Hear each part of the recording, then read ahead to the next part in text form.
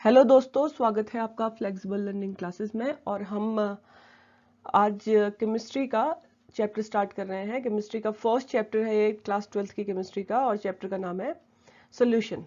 ठीक है, तो हम स्टार्टिंग में बेसिक्स पढ़ेंगे सोल्यूशन चैप्टर में कि सोल्यूशन होता क्या है, और जो हम 11th क्लास में कॉन्सेंट्रेशन टर्म्स होते थे वो हमारे क्लास 12th में भी यूज होने वाले हैं। तो जो जो कॉन्सेंट्रेशन टर्म्स हमारे क्लास 12th में यूज होंगे हम वही कॉन्सेंट्रेशन टर्म्स अभी डिस्कस करेंगे। तो फिर हम स्टार्ट करते हैं।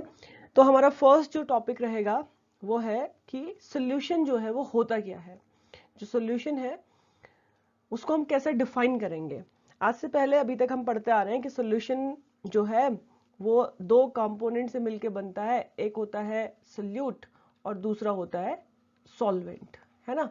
सॉल्वेंट, दो चीजों से मिलके हमारा एक सोल्यूशन बन जाता है। अब हम इस सोल्यूशन को डिफाइन करते हैं। तो देखिए सोल्यूशन क्या है। सोल्यूशन होमोजेनियस मिक्सचर है टू और मोर देन टू सब्सटेंसेस का। जैसे कि मैंने यहाँ पे सोल्यूट और सॉल्वेंट डाल दिया, तो ये जो सोल्यूशन बना है ये होमोजेनियस मिक्सचर होगा, जिसमें क्या होगा कि जो इंडिविजुअल आइडेंटिटीज होंगी कंपोनेंट्स की, वो जब सोल्यूशन बन जाएगा तो वो लूज हो जाएंगी। कहने का मतलब ये है कि मान लीजिए मेरे पास एक कंपोनेंट था और इस कंपोनेंट का नाम जो है वो मैं कंपोनेंट ए रख दूं, और दूसरा कोई कंपोनेंट था, इस कंपोनेंट का नाम जो है हमारा बी है।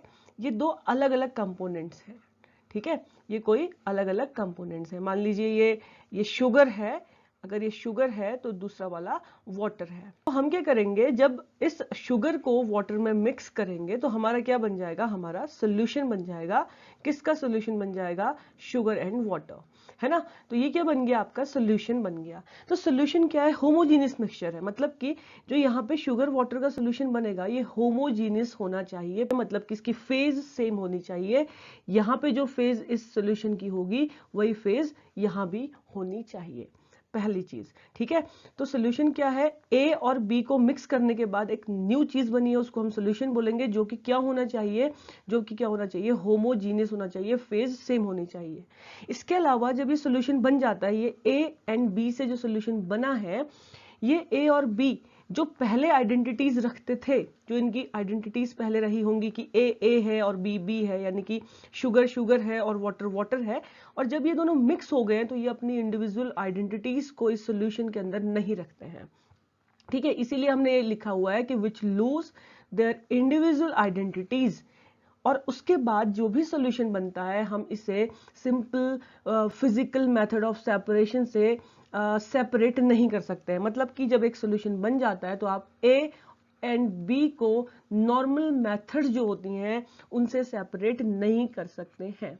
तो यहाँ पे हमने क्या कर दिया, सोल्यूशन को डिफाइन कर दिया और सोल्यूशन को एक्सप्लेन भी कर दिया कि सोल्यूशन क्या होता है। तो इस तरीके से हम कह सकते हैं कि सोल्यूशन क्या है, होमोजेनियस मिक्सचर है। किसका, दो या दो से ज्यादा कंपोनेंट्स का। फिलहाल मैंने यहाँ पे दो ही कंपोनेंट्स लिखे हुए हैं, लेकिन ऐसा नहीं है कि दो ही कंपोनेंट्स का सोल्यूशन बनता है। दो और दो से ज्यादा भी हो सकते हैं, A B C D E F कितने भी कंपोनेंट हो सकते हैं। और जब ये मिक्स हो जाएंगे तो क्या बनाएंगे, एक होमोजीनियस मिक्सचर बनाएंगे, जिन्हें आप किसी भी फिजिकल मेथड ऑफ सेपरेशन से सेपरेट नहीं कर सकते हैं, आसानी से सेपरेट नहीं कर सकते हैं। और जिन कंपोनेंट से सोल्यूशन बना होगा वो अपनी इंडिविजुअल आइडेंटिटीज को लूज कर देंगे। इस सोल्यूशन में उनकी वो आइडेंटिटीज नहीं रहेंगी जो पहले थी। ठीक है, तो ये हमारा सोल्यूशन को हम डिफाइन करा और थोड़ा थोड़ा हमें समझ में भी आ गया होगा। ठीक है, तो चलिए अब नेक्स्ट चीज में चलते हैं कि ये चीज मैंने आपको पहले भी डिस्कस कर ली है कि जो सोल्यूशन होता है वो दो चीजों से मिलकर बना है, एक है सोल्यूट और दूसरा है सॉल्वेंट। जिसका लेस अमाउंट होगा वो सोल्यूट हो जाएगा, और जिसका मोर अमाउंट होगा वो क्या हो जाएगा, सॉल्वेंट हो जाएगा। जैसे कि मैंने यहाँ पे एग्जाम्पल के फॉर्म में लिखा भी हुआ है कि अगर हमारे पास यहाँ पे क्या है 20% वाटर है, ये वाटर है, ये गलत टाइप हो गया है। तो 20% अगर हमारे पास वाटर है और 80% हमारे पास क्या है, इथाइल अल्कोहल है। एक सेकेंड, हाँ, तो यहाँ पे हमने लिखा भी हुआ है कि अगर हमारे पास 20% वाटर है, दिस इज वाटर और 80% अल्कोहल है, मतलब मैंने एक सोल्यूशन बनाया जिसमें 80% तो आपका अल्कोहल है, कोई भी ROH ग्रुप है, और इसमें हम क्या कर रहे हैं, 20% अपना वाटर ऐड कर रहे हैं। तो सॉल्वेंट क्या होगा, जिसका अमाउंट ज्यादा होगा। तो यहाँ पे एल्कोहल आपका सॉल्वेंट हो जाएगा और सोल्यूट क्या हो जाएगा इस केस में, वाटर हो जाएगा। देखिए हमेशा ऐसा नहीं होता कि वाटर ही सॉल्वेंट होता है, इस केस में देख रहे होंगे कि सॉल्वेंट एल्कोहल हो गया है। ऐसे दूसरा केस है कि 80% अगर हमारे पास वाटर है, ये टाइपिंग मिस्टेक है, ये वाटर है, ठीक है, 80% अगर हमारे पास वाटर है तो वाटर ज्यादा है तो वाटर सॉल्वेंट हो जाएगा, और 20% ही अल्कोहल है तो अल्कोहल सोल्यूट हो जाएगा। जिसका भी अमाउंट कम होता है वो सोल्यूट हो जाता है। तो हमें आइडेंटिफिकेशन करना आना चाहिए कि हमारा सोल्यूट और सॉल्वेंट क्या रहेगा, ठीक है। अब देखिए क्या होता है कि हम एक एक टर्म पढ़ते आ रहे हैं बचपन से, कॉन्सेंट्रेशन, है ना, कॉन्सेंट्रेशन टर्म पढ़ते आ रहे हैं। तो कॉन्सेंट्रेशन का मतलब ये है कि कोई सोल्यूशन कितना कॉन्सेंट्रेटेड है, किसी सोल्यूशन में कितना अमाउंट ऑफ सोल्यूट है। हम ये भी कह सकते हैं कि किसी सोल्यूशन में कितना अमाउंट ऑफ सोल्यूट है। मतलब कि अगर ये पानी है, ये इसमें मैंने वाटर डाला हुआ है, और अगर मैं इस वाटर में 1 स्पून शुगर डालूं तो ये एक बात हो गई। और दूसरी चीज ये है कि अगर ये वाटर है और इस वाटर में मैं 1 kg शुगर डाल दूं, है ना, 1 kg शुगर डाल दूं, यहाँ मैंने 1 स्पून शुगर डाली है, तो हमें साफ साफ पता चल रहा है कि जो आपका दूसरा वाला चीज है जिसमें आप 1 kg शुगर डाल रहे हैं ये ज्यादा कॉन्सेंट्रेटेड है ना, ये ज्यादा कॉन्सेंट्रेटेड है। और इसके कंपैरेटिव ये वाला सोल्यूशन जिसमें हम सिर्फ 1 स्पून शुगर डाल रहे हैं ये थोड़ा सा डाइल्यूट है या इसका कॉन्सेंट्रेशन कम है ना। तो जो कॉन्सेंट्रेशन है वो सोल्यूट के अमाउंट पे डिपेंड कर रहा है कि आप कितना सोल्यूट डाल रहे हैं। तो जब हम सोल्यूशन चैप्टर पढ़ते हैं तो हम यहाँ पे क्या पढ़ते हैं, हम यहाँ पे कॉन्सेंट्रेशन टर्म्स पढ़ते हैं।